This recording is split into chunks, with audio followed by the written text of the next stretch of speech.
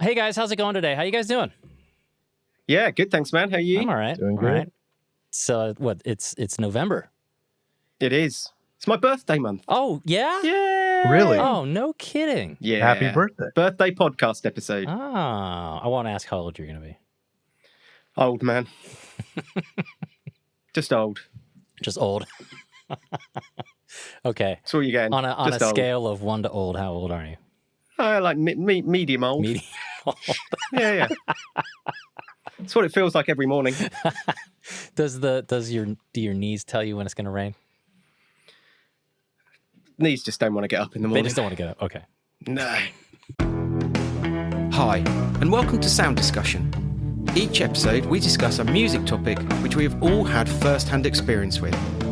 These will be anything from getting started, recording, playing live, mixing, mastering, and everything in between. Most episodes, we will have a special guest to bring their professional experience to the discussion. So, let's get started. We got a good guest this week, this month. Yeah, we do. He's worked with some really serious names too. Welshly Arms, Shayla Hope, Jack Harris, and a lot of other Cleveland artists. And when he's not behind the console, he's in front of the mic making his own music, which... Yeah, that's a bit unfair, right? Because like he's an artist, he's a producer, he's a mixer. It's like the triple threat. So, I mean, honestly, can the guy pick a lane and leave something for someone else? I don't know. But, whatever. He doesn't have to conform to society's rules. He's one of those rare creatives who really understands every side of the music-making process. Yeah, I mean, he writes songs that are great. He produces records that sound great. And I believe, Nate, you're closer to this than me, that he's helping put Cleveland music on the map. Oh, yeah. Yeah, he's definitely on the tongue of a lot of Cleveland music makers. In fact, he just had an article come out in our local NPR affiliate, and it's really great. We'll put a link to that in the show notes. Yeah, nice. So our local affiliate, Idea Stream, had a nice little write-up on him. And yeah, I mean, safe to say, a lot of people know who he is now. Cool. And what are we going to talk to him about this week, Nate? What's the plan? So we're going to talk about a couple things. We're going to talk about what he does to get into a creative mindset, how he curates his studio space so that he keeps people in the creative flow and sort of keeps the juice flowing. Nice. And also how to serve the song when you're crafting a song for another artist. And you're also an artist. That can kind of get in the way of things, right? Like you feel like you want to play something different or you hear something different, but that's not what the artist wants. And so how do you navigate that when you're an artist, but you're also serving an artist? So how do you serve them and not yourself at the same time? So Yeah, good question, man. yeah. This one's going to be a good episode. I'm looking forward to it. Yeah, this will be, because, I dabble. I have some guitars behind me. And do some stuff in music. And I do, mixing and producing. But, I think Nate's going to teach us all a lot of things here. So please welcome to the Sound Discussion Podcast, Nate Saggio. Yeah. Welcome, Hey, Nate. everybody. Two Nates. How's it going, man? Thank you for that intro. Good. We're definitely going to need good some intro, way guys. to demarcate the two Nates. Yeah. There, Nate squared. there's plenty of room for Nates because there's not a lot of us. So we got to stick together. That's true. Although I will say, there's not a lot of Nates, but I went to a very small high school, and there were only 21 students in my graduating class, and 5 of us were named Nathan. What? Wow. That's insane. That's a big percentage of How? Nates. Yes. How is that even possible, It was a lot of man? Nates. I don't know. I don't know. I have no answer. I don't know. It was pretty crazy. Statistically possible, just not probable. Oh, said the Yes, maths teacher. true. Math teacher. Maybe I went to a school in a black hole or something. I don't know.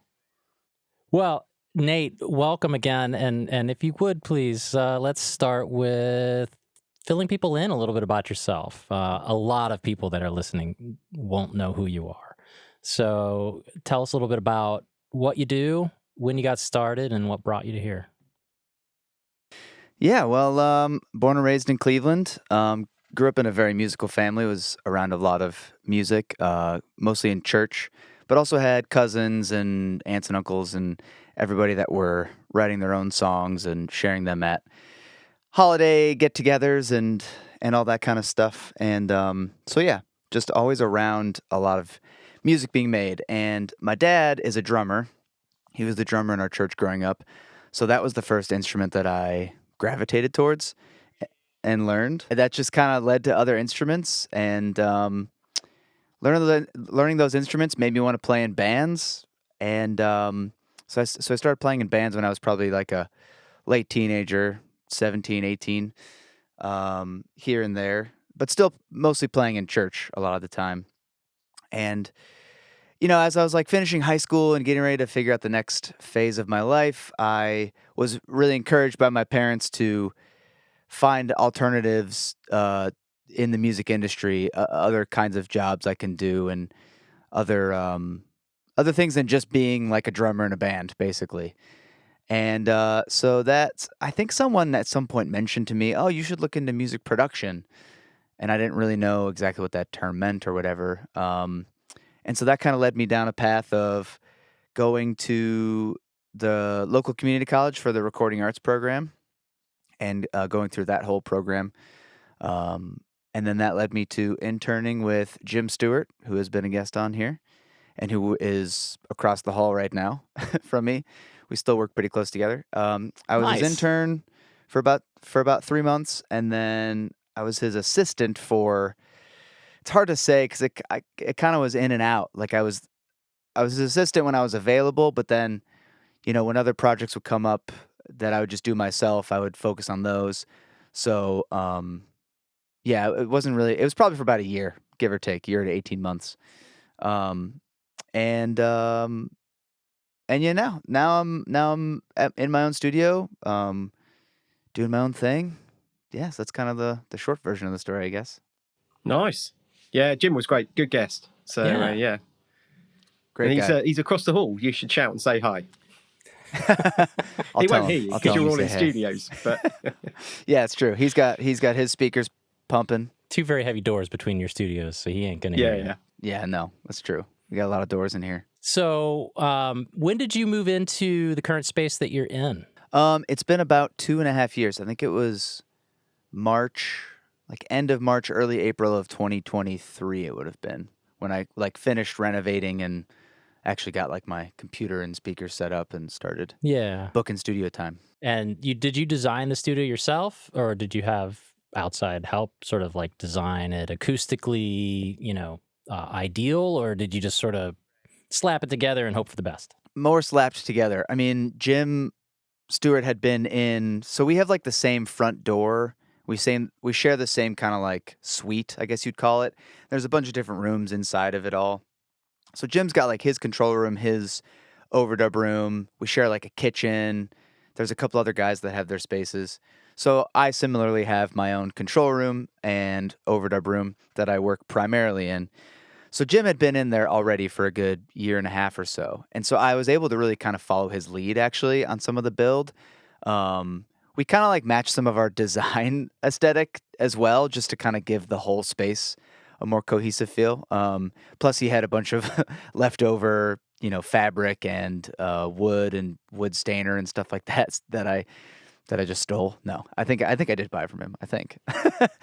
So that he was a big help, But in maybe stole. helping me. Maybe, possibly, he was a big help in making sure that I didn't make it bad, basically. But it was kind of just what I had available. There was another friend of mine, Brad, was about to move out to LA. He had a small studio here, and so he was selling all of his sound panels. And this was months before I moved in, but I knew I was getting ready to move into a new space. So I just bought all of his panels basically without even really knowing which ones would work and which ones wouldn't necessarily. And I did have to kind of like repurpose them a bit, refill them with insulation and put different fabric on them to kind of give them some more vibe. I don't know. And then I kind of just used what I had and made it work in this room I'm in. Just try to dampen it as much as I can. So it was much more patched together than designed.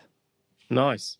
Give us a quick walkthrough of what your space looks like. Are you in the box? Do you have a console? What speakers you're running? Give us a quick overview of what your studio looks like.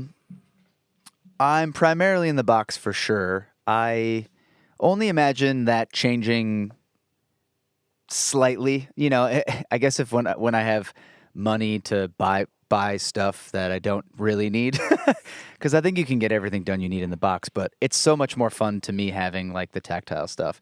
But yeah, so I don't know. My control room is probably about, I'm really bad with numbers, but like 12 by 16 or 17. Like it's a decent sized room.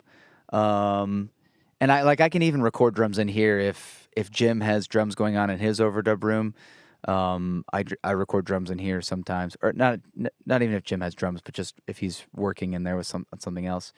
My monitors are Adam A7Xs. I tried out a couple different sets of monitors in here when I moved in. Stuff I already had. I used to have Focal Alpha 65s, I think they were called.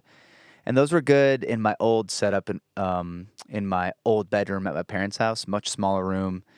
Didn't need a sub. They just kind of, I guess that's also just what I had and I made it work. But when I moved in here, they just didn't feel quite right. So I tried a couple other things, I think, and just like the A7's the best. And then I did end up buying like a matching sub, the Adams, I can't remember, sub 10 or whatever it's called. I think it's a 10-inch sub to pair with that. I've got a couple of preamps that I made myself last year, the Cappies. Cool. I've got 4 of those, which is really cool. And then a friend just gave me an outboard compressor, actually, a tube compressor. It's just Art is the brand. Pro VLA is what it's called. It's a stereo tube compressor. Yeah. He just had it sitting in his basement or something for a long time, and he was like, someone should use this. So I do have that piece of outboard gear, and I actually do like it. You know, if I'm just recording vocals, or sometimes I'll put, like, if I'm tracking drums, kick inside or snare top through that, and it's kind of nice just to have a little bit going on the way in. And then I've got a bunch of instruments, couple synths, guitars. I do have a tape machine. It's not working very well right now. I've been trying to figure that out this year. I know someone who's recently bought a tape machine. Tape machine Neil, brothers. do you know anyone? Neil, do you know anyone with a What'd tape you machine? get? I have a. What'd you get? I have an Ampex 440C. Okay, I know nothing. That doesn't mean anything to me. I'm sure it's great. It's a 2-track 1/4-inch. Okay, gotcha. Yeah. Mine is a 4-track 1/4-inch. It's a TIAC A3440 is what it is. Okay, so one of those It's sort of just- stand-up vertical ones. Yeah. Yes. Yep. Yeah, It's 4-track got the over feet- 2-track. Nate wins. I win.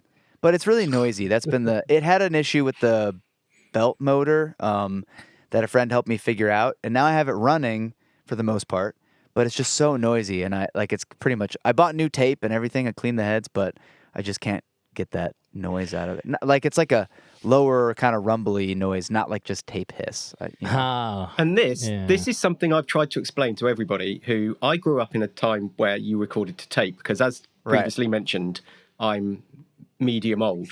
And, Yes, medium old. So I grew up recording in a studio onto tape because that was how you did it. And I've tried to point out to everybody who's like, it was so much better in the day when you recorded to tape. And I'm like, no, because they didn't work half the time. No and they way. took massive amounts of maintenance, and you constantly had to have them rebiased and the tape heads cleaned. And it wasn't. And then you wanted to tape one bit and put it in a different place. You had to get your razor blade out, and it was rubbish. Trust me, it was rubbish. Nate, don't know why you've done it. I mean, that's not why I wanted a tape machine. I guess in some ways, like the idea of just having 4 tracks and like figuring something out and using that limitation to follow your creativity and see where it leads with those limitations is really cool. That's not an everyday process though. That's like I have a free day, let me see what I can come up with. By making my life kind of really an hard, experiment. let me see what I can come up with. Why not just limit yourself to 4 tracks in your DAW Well, you and then go could. from there? You can totally do that. I've actually had the idea to try like a like I only get 24 tracks, like just it's the most maximalized version or whatever of a tape machine, but give yourself 24 tracks. you can bounce stuff down if you want, but you like basically make a template essentially of like, here's what it would be like if you were just recording to a tape machine. You know, you get these one or two channel strip plugins, whatever, and like do a whole thing like that and see where that leads you. I haven't done it, but I've had that idea. I've done a mixing sort of challenge before where you have one channel strip plugin, you have one reverb, maybe a delay, if you were so lucky, but like that's it. You get a channel strip, and that gives you your dynamics, that gives you your EQ, you know, gating if you need it, and a reverb / and or delay. That's it. Mix a song with that and see how far you can take it. And I've done that before, and it's really fun actually, because you can get a lot further than you think. Yeah, it's also more creative. Go ahead, Neil. Sure. But if you really want to limit yourself, find an old copy of Pro Tools SE. That was 8 tracks. That's it. That was my first DAW. Oh boy, that was it. Pro Tools SE. Not even a mix window. Just 8 tracks. One instrument track is all you got, and it would crash if you tried to do too much. Find an old copy of that. That'll. I'm out on that. Someone who did that really well with that limitation of only having like 8 tracks and having to do a whole album with it. They were called the Beatles. The Beatles did that. I have heard of them. They did that quite well. Yeah, but you're English, so you're kind of biased there, Ben. Yeah.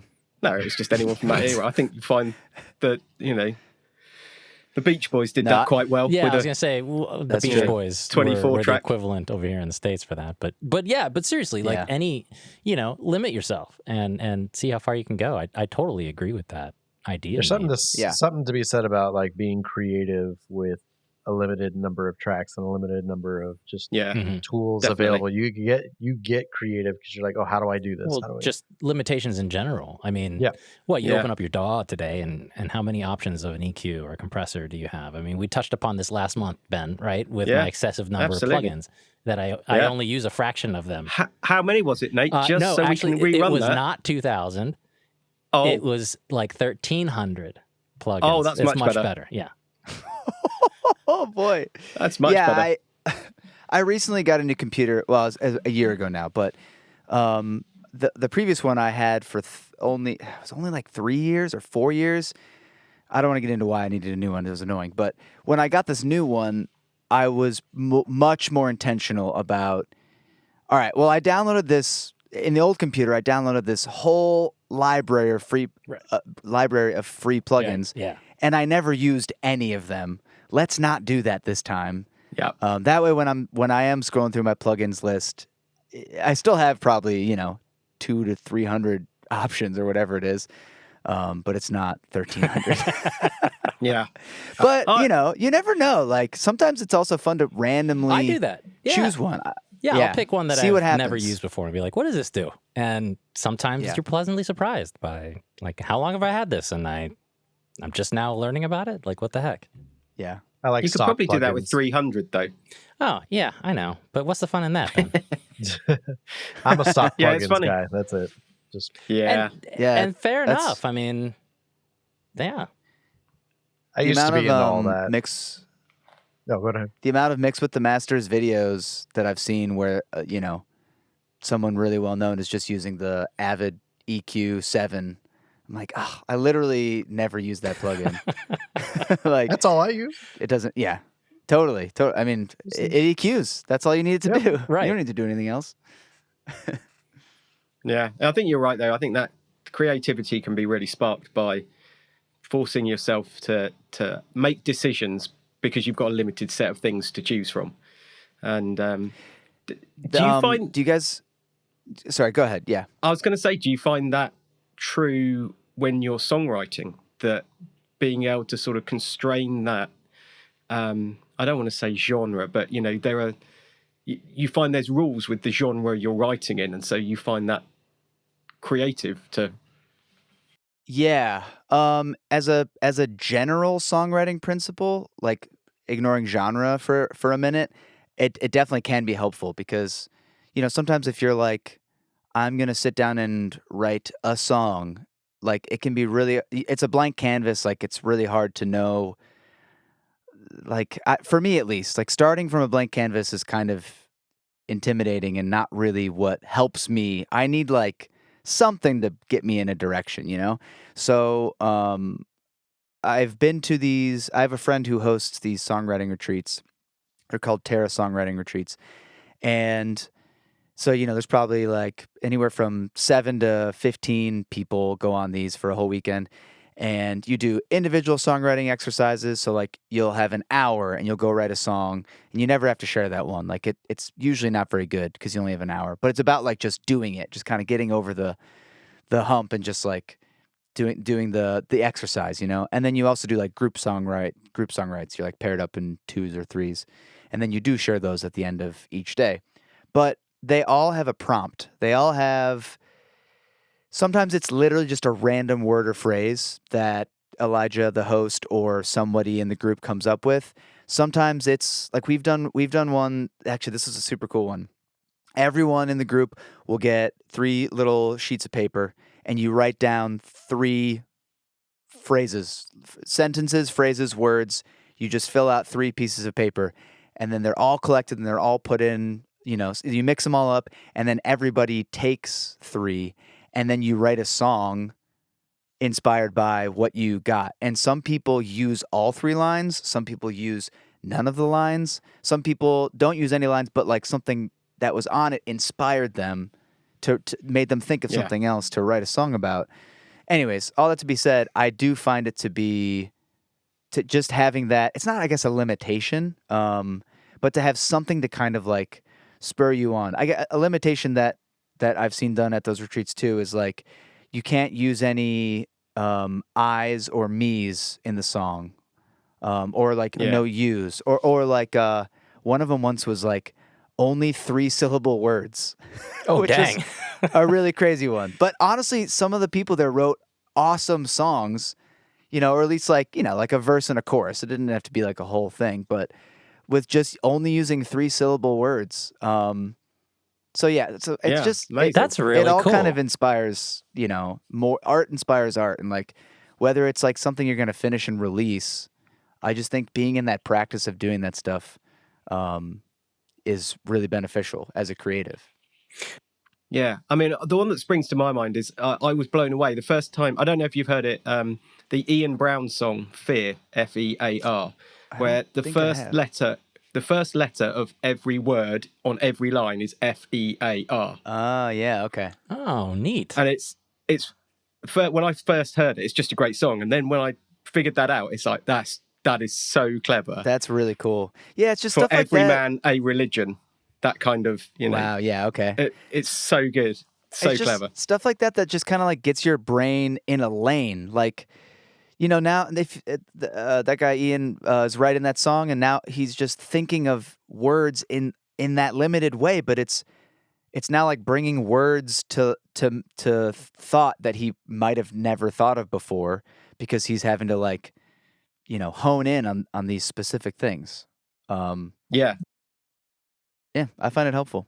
And then like genre-wise, that's a little bit more of kind of like being aware of the like the benchmarks for, like, if it's country, like, okay, well, we're going to try to get some twang going on, whether in the guitars or the vocals or both. Pedal steel's probably going to, want to be involved. There's a kind of a general approach to the drums that you'll have. But, for me, like, I'm always trying to be aware of those things, but not like limiting myself to it has to sound like a country song, to try to like push the boundaries a little bit. What are some of your favorite styles to write? If you're presented with options of, make it sound like a country song, or, what do you tend to gravitate towards? What do you not like to operate within? Good question. It definitely kind of fluctuates. When I first moved into this studio space, and a little bit before, I was working on a lot of pop stuff, like completely in the box, all programmed drums, a lot of synths. Like every 8 or 16 bars, trying to introduce something new and like keep things kind of cycling through. Mm-hmm. And that like was so much fun for. Really, I was kind of doing it not exclusively, but primarily for a couple of years, it felt like. And then even with my own music, I was doing more of that kind of thing. And I learned a lot. I grew a lot, focusing on kind of like pop melodies and making everything try to punch really hard and like just be super attention grabbing all the time. And then, lately, the last like year or two, I've kind of been more like, well, now I have this studio space. I want to like put up live amps. I want to record live drums. I, try to like capture some more of the live feel of things. I like a lot of indie rock, indie pop. Trying to think of good examples, but I have done a couple of country-ish things. Nothing too like hardline country or super pop country, but very country-inspired things. And I do actually really enjoy that. It's not really a genre necessarily that I listen to or have really written for necessarily either. But once again, that kind of like live feel and trying to make things feel organic and in the songwriting specifically, some of the kind of cleverness and I'll use a British term here, cheekiness that country writers, Cheekiness, yeah. yeah, country writers do, I think is actually really cool and fun. Yeah, they really play with their words and their phrases. Yeah. And you hear those songs and you're just like, damn it, that's so clever. Like that's Yeah, totally. so good. Even as a genre like, super pop country, as a genre that I don't really like, I can hear a song every now and then and be like, that's a damn good song. Yeah. Like, Yeah. that is a well-written, well-thought-out song, and it sounds great, They can definitely be clever, but then also sometimes it's not that clever. That is true. Yeah. That is very Sometimes true. it's all about the pickup truck and some sort of alcohol reference. It's true. Is that Carrie Underwood's Before He Cheats you've just quoted there? That is literally pickup trucks and alcohol. That's probably Should we write a song 10,000 called Pickup songs. Trucks and Alcohol? There we go. I'm in. Let's do it. Let's go. Will it sell Count as me many in. copies as Before He Cheats by Carrie Underwood? Because if so, I'm in. Yeah. Now we're talking. Now we got an idea. Yeah.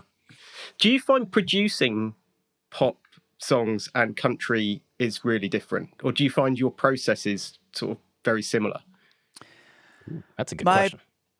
I guess that is a good question. My process is similar in the sense of I feel like one of my strengths is being sort of a chameleon, and I feel like I can pretty easily listen to, a genre, a type of music and kind of I don't want to sound like I understand all music, but like if I'm working with an artist and they send me some references of songs, I feel like I get a good grasp on what they're kind of aiming for. Whether it be drum tones, bass, lyrics, melodies, just the ambience overall, the overall tone of everything.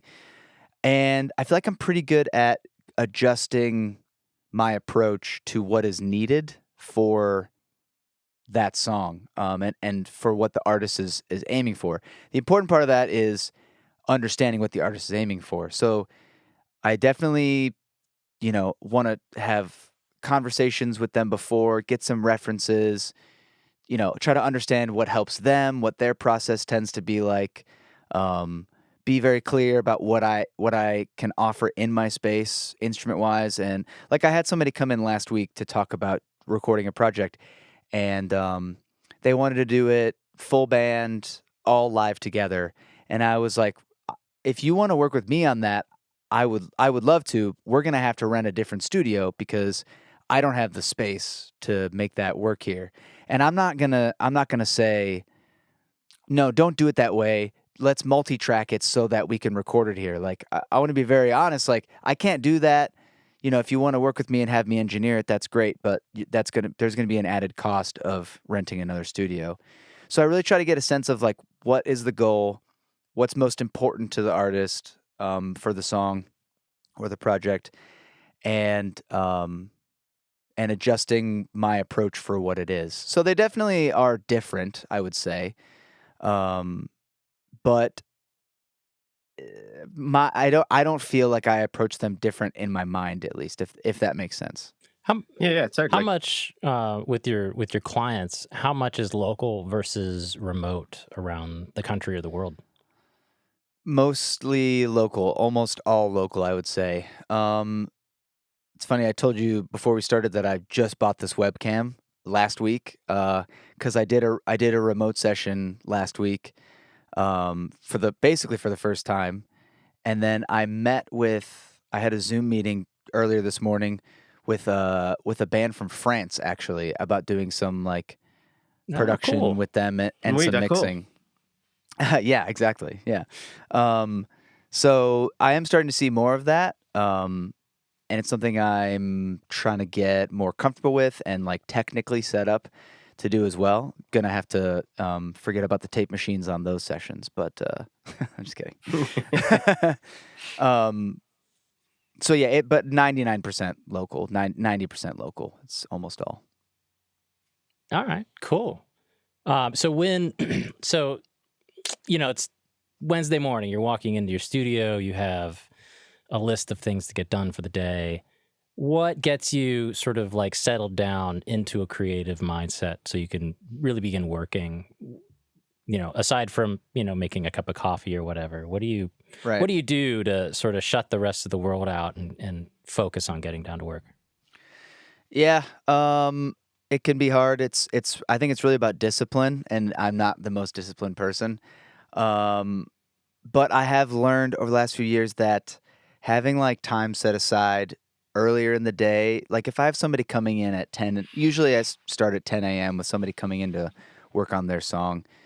I'll try to get in at 8:30 or 9 and just have a little bit of time to go through like I call it my like everyday checklist stuff: emails, texts, invoices. I use QuickBooks for like tracking miles and expenses and stuff, banking stuff, like any of that stuff that I know I need to be caught up on, and make sure like with texts and emails, I'm reaching out to people consistently still. I'm responding or following up, on new leads or whatever, mix revisions, stuff like that.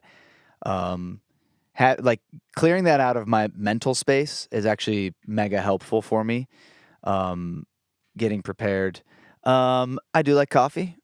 Sometimes there's a coffee shop around the corner from here. It's a walking distance. So when the weather's nice, either I myself or sometimes right when the artist gets here, I'm like, "You want to go walk and get a cup of coffee?"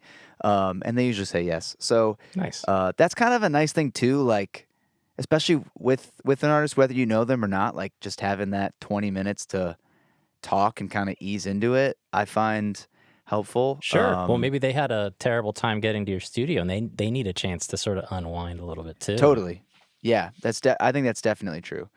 I've also, built my studio and kind of designed it to feel homey. There's no windows in here, which is a huge bummer. I know it's not good for sound, but it is good for everything else. It's good for the soul. Personal Yeah. well-being. It's good for the soul. Humanity. Exactly. Yeah. It's good for humanity. So, knowing that, I knew I wanted to make it still feel like warm and inviting and like a place that it was okay to spend 8 to 10 hours a day in, on some days for myself and for people coming in.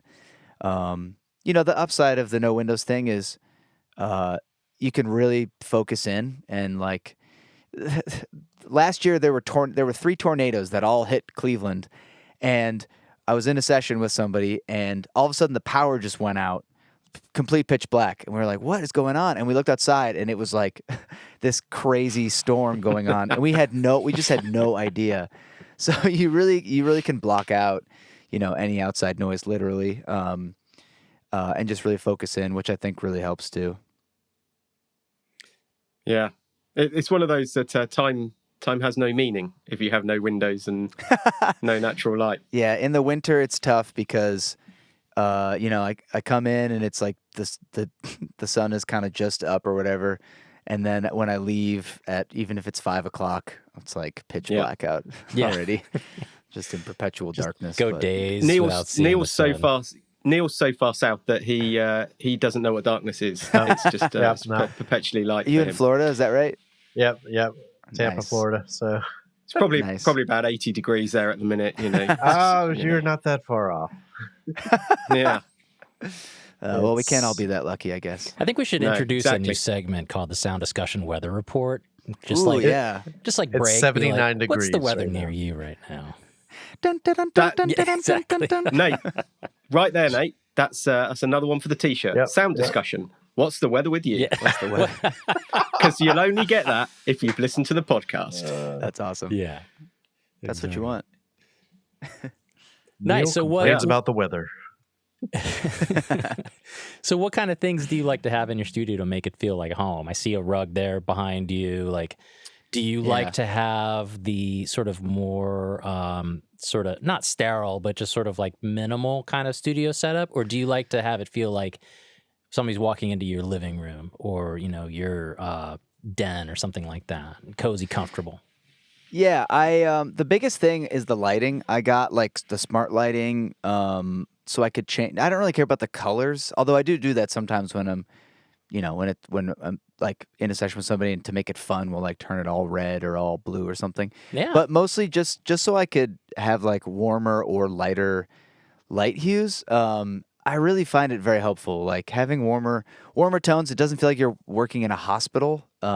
Right. It just Yep. feels warmer and more comfortable. I say like to make it feel, you know, like a home. But I mean, I have instruments all over the place, so I guess that's different. But yeah, that lighting and I feel like there's something else. I mean, I burn incense in here sometimes. It's been a minute since I do that. How does that stand up against condenser microphones? Is that just as bad as smoking, or is it okay? Like, You know, I haven't even thought of that before. I don't really even know. I don't do it that often. yeah, it's probably fun. but yeah. And I've heard this about condenser microphones before and smoke, but as I say, because I'm medium old, I grew up in a time where you cut your way into the studio through the smoke. Oh, Through yeah. the cigarette smoke. Like in And- between and takes, you're they're dragging on a cigarette. Yeah, Yeah, yeah. absolutely. Their microphones seem to be all right. Absolutely. I know they're Everybody was worth smoking. like $30,000 now, Yeah. You know, If they don't U87s smell or like whatever it smoke. is, U67s. dude. If they This don't smell like smoke, they're not worth it. this microphone Yeah. came from a Philadelphia radio station that went out of business. So it's from the 70s, and it literally smelled like a bowling alley, and like coffee and cigarettes is what it smelled. It was disgusting. Had to take it apart, you- clean it, but also got it a good deal on it, and you know it came from a radio station, and as opposed to a brand new A shop. store. Yeah. That's kind of cool. Much better. Yeah, it's got character. It's got character, as they Yeah. say. It's got like I that pretty much- vintage mojo on it, right? It's got a story to Exactly. tell. It's like anything that came out of Abbey Road Studios in the 60s. I mean, goodness knows what. I mean, Oh, yeah. that would have some Oh, stories to gosh. tell. True. Very true. Yeah. They all still worked. We should smoke more, is what you're saying. Yeah. Bring some life back to the studio. Bring back smoking. Although in England and Europe, I know they smoke quite a bit over there. England, not so much. England is. Oh, really? I mean, Really? Oh, yeah. It's virtually gone here. To be honest, Really? I think. Wow. Yeah. Why is it Vaping still is a in big like thing. movies and stuff? Like all of the Englishmen smoke in movies. Because it looks cool. It does look cool. Yeah. Is it all I the don't old know. I mean- ones where they're trying to like, oh, hey, this is, Yeah. This is back from this is in the 70s, so everyone Yeah. has to smoke. Right. But we knew it was the 70s from the clothes and the cars. You didn't need to put the cigarettes back in it. Yeah, we no. all get it. You need the immersive experience, though, Yeah. Yeah. of the cigarette And just smoke. before get people writing in complaining, I'm not advocating. yeah, I people was take just about to say we need to do a PSA we need- that like, there's a hey, we are disclaimer. not. Yeah, we're not saying advocating. that. Don't do that. Don't do it, kids. No, it's not worth it. It's Go for bad cocaine you. instead. It's much better. No, don't do that. Cocaine is much better. Don't do that. I'm not advocating that either. That's funny. Well, I mean, if there's two must-haves on your recording studio bingo card, it's cigarettes and cocaine, right? Yeah. I mean, Yeah, we keep that in the backpack. the back. Yeah, Yeah, the yeah. backpack. That for the- exactly. Yeah. For the special VIP clients. Right. Yeah. You got to go through That's the two ones. doors to get to it. Yeah. Right. All right, Nate. So what is your writing process like with an artist then? Someone comes in, are you just kind of like reviewing sort of like your ideas with them, or are you sitting down and saying, all right, let's see what we can come up with right now on the spot? What does that look Do like? they already have scratch tracks? Do they already? Yeah. Have, like, Are they bringing like iPhone like voice notes, or what are they bringing to the table when they come to you? Yeah, it obviously varies. I definitely don't like to start with like a new client or somebody I haven't worked with before, like starting from scratch, unless don't really have this experience, but like unless it was like someone already very well established as a songwriter who feels very comfortable in that environment of starting from zero.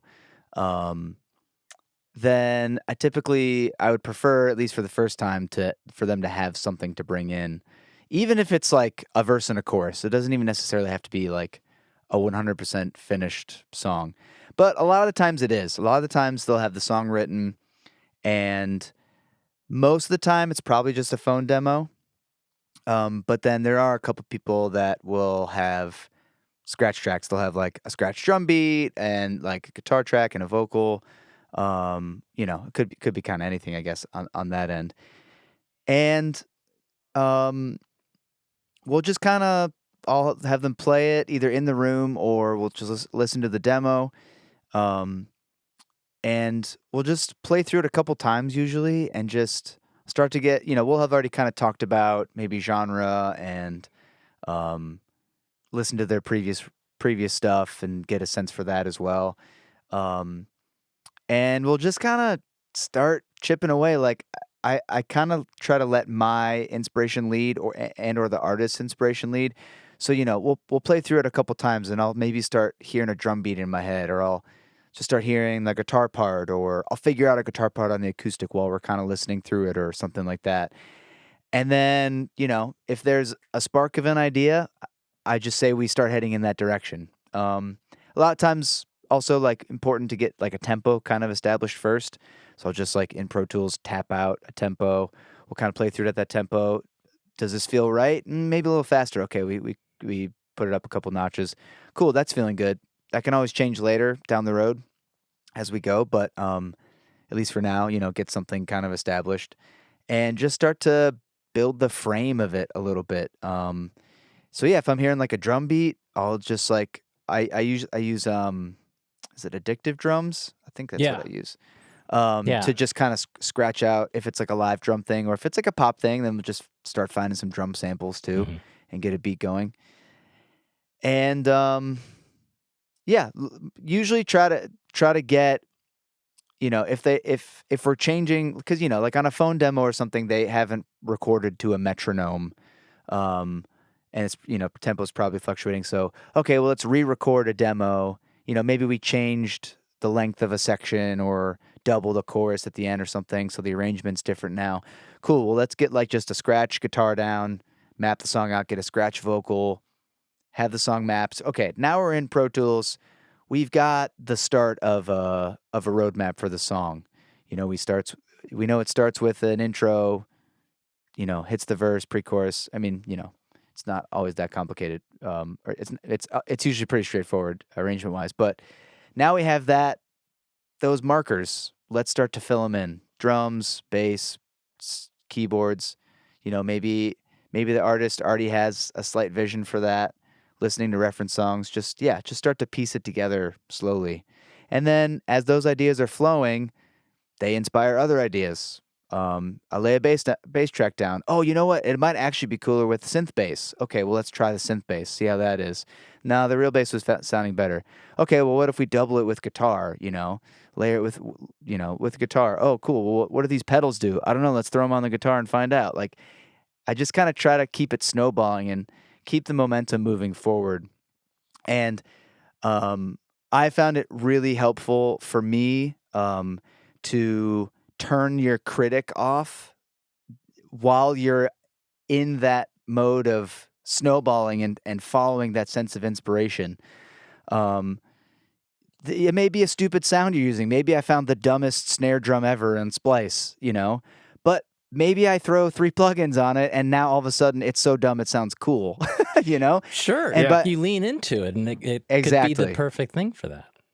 And so, by the end of the day or the end of the session, do a bounce of what we have usually. That's when you can start being a little more critical. Like, this section is too long. Or, the melody feels kind of, when we get to the chorus, it feels like it comes down and we want it to lift, Or the opposite. We want the chorus to feel more down and open up, and it feels too full. So while I'm in that kind of like snowballing, following my sense of inspiration mode, I don't find it helpful to be jumping in and out of that with a critical mind necessarily. Do you find? I think this is a question really coming from my past, where I know this has happened. Do you find you can go too far too quickly in a day without giving yourself time to reflect? So for me, I remember many years ago being in a studio with someone. We spent 7 hours tracking and recording this thing, and then we went, oh, I'm exhausted, right, time for bed. Went back in the studio the next morning and went, what is this awful thing that happened last night? This is truly dreadful. So do you find it's important that you get to a certain point and then you park that and you say, right, I need to leave that now to listen again at another time? Like a check or something like that midway through. Yeah. Sleep on it and just, hey, does it still hit you the same the next day, right? Right. Yeah, I think that's kind of inevitable. It doesn't like the thought of that happening doesn't keep me from pushing forward. But it does happen. I remember there was a funny session a couple of years ago with Shayla Hope, one of the artists Nate mentioned in the intro. We were working on a song. Actually, we still haven't finished it now that I think about it. And I'll try to keep it short, but we were trying to do something really weird in the chorus, like change keys and genre. And we thought it was so cool. And we, like, for a couple of days kept pushing for this idea. Had a drummer come in, recorded drums. I recorded this like really aggressive, crunchy guitar. And then after like the second or third day we were working on the song with that idea, I remember listening to it on the car home later, and I was like, we made the chorus an Applebee's commercial. That's what we did. and I texted her that, and she just died laughing. It was like, we made an Applebee's commercial song. That's what we did. Which, I mean, if it ever did get an Applebee's commercial, sign me up. But that's not what we were trying to do. So this song we did finish. Actually, it's out. Never mind. This is without the Applebee's commercial. Without the Applebee's commercial. So we completely scratched that whole chorus that we had spent basically 2 or 3 days working on, and like trying to just force it into working, and it just was bad. So you do have to be willing to abandon ideas. I guess that's part of the, don't be precious about it. Like serve the song, mentality of that. I didn't know if you always sort of work to once you've got that initial tracking down, right, we've got our intro, verse, chorus, double chorus at the end. Right, park that. I'll listen to that back tomorrow, work on something else, or whether you're sort of much more happy to sort of, once you're in that, as you say, that organic inspiration thing, you just keep going. Right. Do you mean like working on a song? Like, will I work on other projects and then come back to that one later? Yeah. Well, I kind of end up doing that just by the nature of scheduling. All the people that I'm working with. I'll try to like book a couple days in a row sometimes, but it definitely is helpful to have separation. I definitely think that's good. I usually do a bounce at the end of the day so that everyone can listen to it. But I heard another producer saying that he never does that because he wants this thing that they're working on to like only live in this space, and like you get to re-listen to it again every time you come in. And, I'm guilty of it. I know some of the artists I work with are guilty of, I send them a bounce, I have a bounce, and just listen to it on repeat and obsess over it. And then you get what is known as demoitis, of becoming so attached to where it's at now that whatever comes next, whether it's air quotes better or worse, is going to be different. So you're less likely to be as attached to it. That's interesting. Yeah. That's interesting. Yeah, interesting. That being said, sorry. Oh, no, go ahead. Demoitis. Demoitis. That's a real thing. You've never heard that, Neil? I've never heard that. Oh, yeah, that is definitely. I mean, I've suffered from it, I'm sure. We all have. We all have. Yeah. I'm just as much in danger. I was just going to say, that being said, I do still pretty much always send a bounce after because they want it, and I get it. Yeah. It's once again, listening to it again later, you hear new ideas or it definitely is helpful. Yeah, I think it's inevitable. You kind of have to have that. You just have to have the discipline to not obsess over it and hit repeat, right? Yeah, totally. So to that point, with taking a break and whatnot, how do you structure your week so that you don't burn yourself out by Wednesday on, sort of creating? Do you try to, do like production stuff Monday, Wednesday, Friday, mixing Tuesday, Thursday, or do you just fill up your schedule however it seems to happen? I am trying to get better at this because I mostly just fill up my schedule, as much as possible. I mean, it's the nature of working freelance is when the work is there, Yeah, it's you got to great. take it. You can't really be choosy. Exactly. And also, like, I just try to be as accommodating as I can for other people's schedules. Because in another sense, I'm bound to their availability as well. Because they only have so much limited time to be in here. Also, I have the last, I'd say, 6 months been much more intentional about making sure that I have one day a week that I'm not working, or not working. Sometimes I'll still have to do like an hour or two or something. Or if it's like I do a couple things at home on my laptop, like just like admin stuff or checklist stuff, like that's fine. But just like at least one day a week where I'm at home and able to handle some stuff, some just life maintenance stuff as well, or just not have to do anything like that. And that's been massive for my mental health. I mean, I'm definitely in a good place mental health wise, but just like mental clutter and it's the same thing that we're talking about with the demoitis, taking that step away.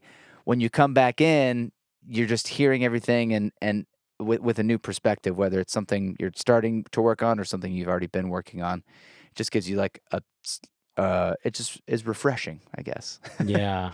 Yeah. Are you open to working on weekends at all with clients, or do you try to keep that for yourself? No, I definitely work on weekends. Once again, just because, most of these people I'm working with have normal jobs as Right, they well. got day jobs. So weekends are when they are available a lot of the time. So do you schedule breaks for yourself? Like, hey, I'm taking this day off. I try to not schedule on Sundays, basically. Like that's the day that I'll kind of not pitch to people when we're talking about scheduling. Yeah. But if they're like, I can only do Sundays, then like, okay, well, let's just make it work then. Maybe I get that on the calendar a couple weeks in advance, and now I know, okay, well, I'm going to try to keep that Saturday available, or that Friday, or just something else around it. But then every now and again, I still just end up working every day. It does still happen. But yeah. Yeah, I mean, like you said, it's the nature of the freelance, and Right. sort of is what it is. Yeah. I know lots of studios or freelance people who actually start their days late so people can come after work and that sort of thing. Is that something you look at as well? Sort of start your day at midday but work late into the evening rather than... I just find I'm a more productive person when I get going in the morning. So I don't, it's the same kind of thing. Like if someone is saying I could do Tuesday, but I can't get there until 4 or something like that, and we're going to go till 9. Okay, well now I know that, unless I have some other things that are like on a deadline, and I need to get done earlier in the day, I might not come in until noon, noon or 1. Yeah. For something like that. But yeah, I just kind of keep it flexible. And I mean, it's working so far, but it is something I'm kind of always monitoring and like trying to, tweaking and trying to figure out what's best for me and to keep me feeling inspired and everything. But also, gotta get people in here. So when their availability is, it's a balance. God, working with people's hard, isn't it? It is. God. Tell you what, this would be so much easier with no people. That's not true. Yeah, Just kidding. you should be a mastering engineer. No people. Right, yeah. You Just me. Just emails. Yeah, lots of emails. They could all be fake for all you know. You don't. I don't need that as long as they're paying the bills. Yeah, as long as they're paying the bills. That's right. That's awesome.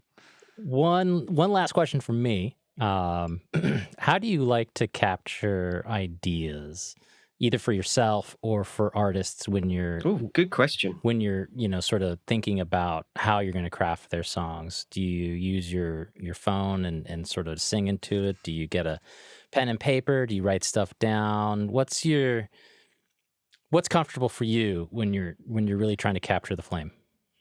most comfortable is just obviously being in here in the studio and having Pro Tools running. But yeah, I mean, it's kind of whatever I have accessible. If Well, because inspiration hits you when you're in traffic on 480, Yeah. right? I'm personally kind of bad about that. Like, I don't find myself getting hit by inspiration while I'm driving or at home cooking or doing dishes necessarily. I think over the last couple of years I've really compartmentalized that Hmm. for better or worse. I do think it's better for me. Just having that separation of daily life and work life. I love what I do. It doesn't feel like work most of the time, honestly. That's really great for someone to be able Yeah. to say that, and that's Totally. really awesome. So I don't want it to sound like I don't like it's work, it's a burden, but I just don't feel great when I'm always living in that creative space. You want to be aware of things going on around you and aware of these thoughts and feelings and ideas that come to your mind. I don't want to say that I'm like always blocking them out, but just personally, I rarely find myself like at home watching Great British Bake Off, and then all of a sudden I'm like struck by a bolt of lightning and have to run into the other room, which happens with people. I know that happens. So, but yeah, I mean, if if I don't have like an instrument with me, maybe I just have my journal and I'll just be like writing some notes, some lyrics down, some thoughts down, whatever. If I got a guitar, I'll just be picking away at that. And if I am playing something that I like, I'll pull out my phone and record. But yeah, most of the time when I'm personally, and with other artists, like when I'm in that mode, I'm in the studio and probably have Pro Tools already up and running, just ready to go. I'm always figuring out how to have my studio set up to be like immediately ready to record. I've got 4 or 5 different synths up here, always on, and I have it kind of wired up so I can. They're all basically always ready to record. I don't have to patch that's stuff cool. or do any complicated Pro Tools, routing to get that ready. So like, even in session with an artist, like, what about like they just might say like, what about like a synth sound or a pad sound? I'll say, go play that one. Like, go pick one and just start playing around and see what you find. Just scroll through the presets, and if you find something you like, we can kind of tweak it from there. But and then we're ready to go. So yeah, I just try to have as few barriers really between when you're in that creative mode and getting the idea down. But yeah, so it's kind of whatever I guess is available. But most of the time it is the studio, which is nice. Yeah. Nice. Yeah. That's cool. Yeah. Gents, any final questions from you guys before we launch into our final questions? I have No. I think it's over. Unless Neil's got one, surely it's time for Neil's questions. Quick one. Yeah. So, all right, go ahead. And these are kind of relates to final questions, but you use Pro Tools. No, where'd Neil What was go? your first? Uh-oh. It's not a quick one. It's a long one. Boy, his computer did not like his question. Oh, can you? We I lost lost you you there for a completely for a second, dude. Do that whole thing again. Oh, Start no. over. Oh no. You're back now. Okay, stupid internet over here. I have a couple quick questions, and they're mostly like kind of ending questions. But like, so you use Pro Tools. What was your first version of Pro Tools? Ooh, I don't know. It would have been 2014, I think, maybe 2013. So whatever version that was, I guess. Around like 7 or 8, maybe SE. No, you know what? I think it was 11. I'm remembering now, or 10. Whenever they kind of did the big switch from like what was it? .pt. What was the file name? They switched to PTX, I think, Yeah. the file name. That's right when I started, because I remember thinking like, wow, I kind of just got in at a good time. It would have been annoying to switch between those 2 different versions because they seemed drastically different at the time. Mm-hmm. It was. And also, You said you were in bands. What was the name of your first band? I knew this was coming. An avid listener would know that this question is coming. My first band, which we did play one show, I think. I was 14. I was the drummer. It was me. Okay, going back to the Nate thing, I have so many friends named Nate because this friend was named Nate, and he didn't even go to my tiny high school that I told you guys about. So there was another one. It was basically just drums and keyboards, and neither of us sang. Niche.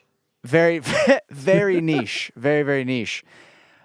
We could never really come up with a band name. I can't even remember what we like. I think one of them was National Act. I think that's what we called ourselves. It's actually not a bad band name. It's not a bad band name. Yeah. But the first like real band I was in, so I was the drummer. That same Nate was the bass player, and then there was a singer guitar player. We were called Safety in Solitude. Oh. Yeah. Can we guess the genre of music of Safety You absolutely in Solitude? can. Yes. Death metal. Okay. It sounds hardcore. It was that like kind of like post-punk kind of thing. Yeah, okay. Yeah.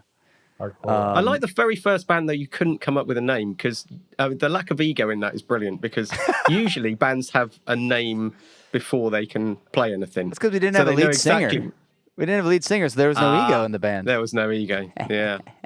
Or guitarists. Or guitarists. Yeah, exactly. Yo, yeah. Yeah. Nice. That's really funny. So, Oh, that's awesome. so we know that Pro Tools is your DAW of choice. Correct. Is there any other? Do you have a second DAW that you work in sometimes, like Ableton or something like that?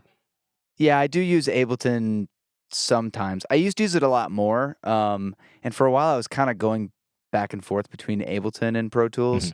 I've at the time at least found Ableton a much more like creative environment. Yeah. To be kind of like demoing ideas, and they have really great talk about stock plugins. Their stock plugins are, I think, the best.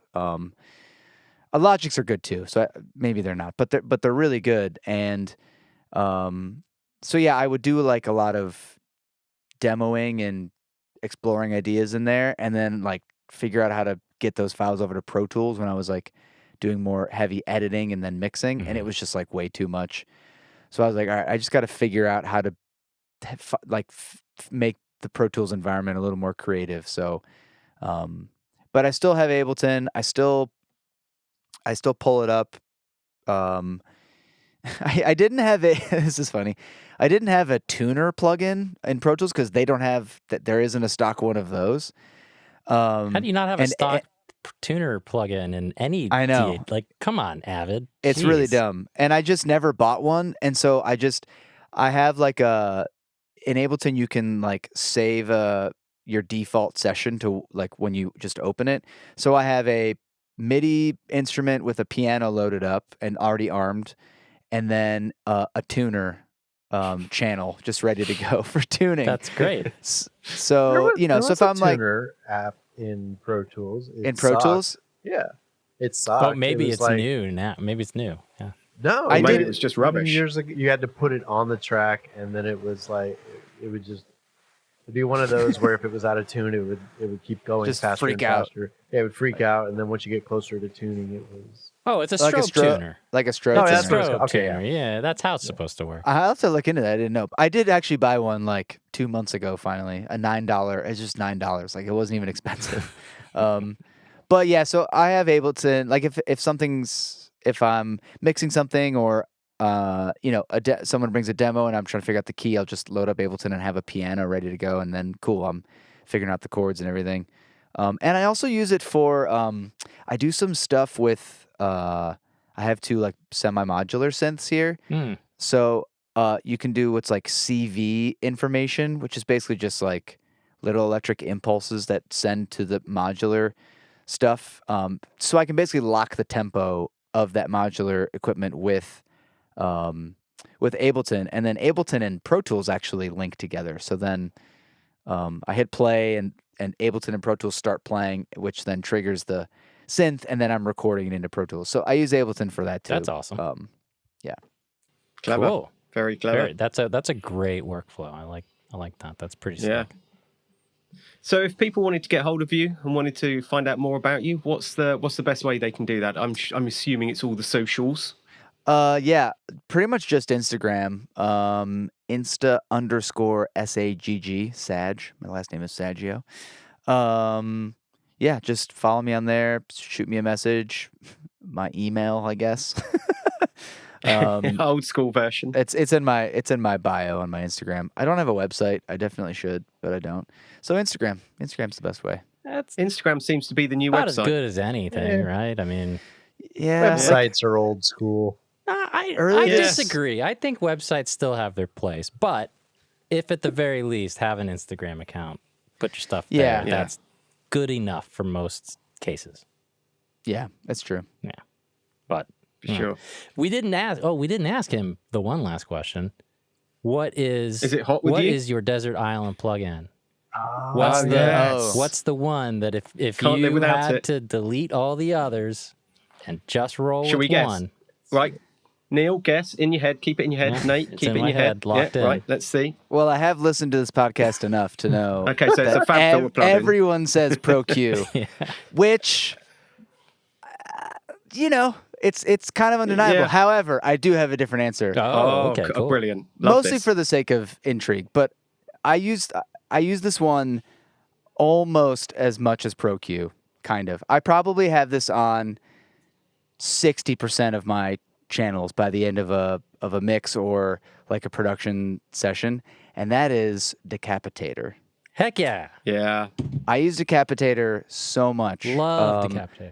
Even if you're not really hearing the distortion on it, just turning that drive knob up just makes it sound more. It just makes it Yeah. sound more. Yeah. And It's a great plugin. the different settings on the bottom, the different letters.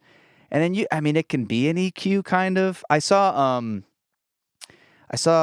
the mixer Chad Blake do this with Decapitator where he it was on a bass guitar, I think, and he was like, I want more like mid-range on it. So he crunched it up a bunch, and then he used the low cut and the high cut and like focused it in on like, I don't know what it was, but like say, 450 to 900, and then like blended the mix knob so that with the wet dry, so it like gave that range, that like level of focus and a little more grit, and it was like, oh, it can totally be an EQ basically. Yeah. And yeah, so it just ends up on so many of my tracks. So Sound Toys or Fab Filters, Well, always the yeah, winner I would every say week. Sound Toys or Fab Filter. Those are the top two. Every time. For sure. Yeah. If you only need to buy 2 sets of plugins, that's your job done. I couldn't agree more. Yeah, that's rad. Nate, thanks so much for joining us today. This is Absolutely. great. Thanks for sticking through some of the technical difficulties we had there in the beginning, but I think we'll be good. Your video's been stellar throughout the good. Yeah. the entirety of our conversation, so I can't Good. say the same about Neil, unfortunately. Yeah. Where did Neil go? It was literally perfect for the whole The session weather until you went to might speak be at the good, end. but the internet was gonna just say. sucks. It's too sunny and hot down there. Yeah. The Wi-Fi Yeah. can't keep up. Internet can't keep up. Well, thank you Awesome. guys. I've loved this. Of course. Thanks for having me on.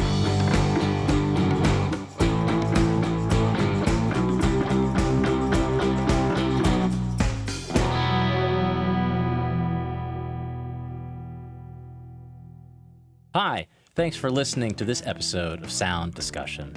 You can find out more about today's episode by checking the description area here in YouTube or by going to our website, sounddiscussionpodcast.com.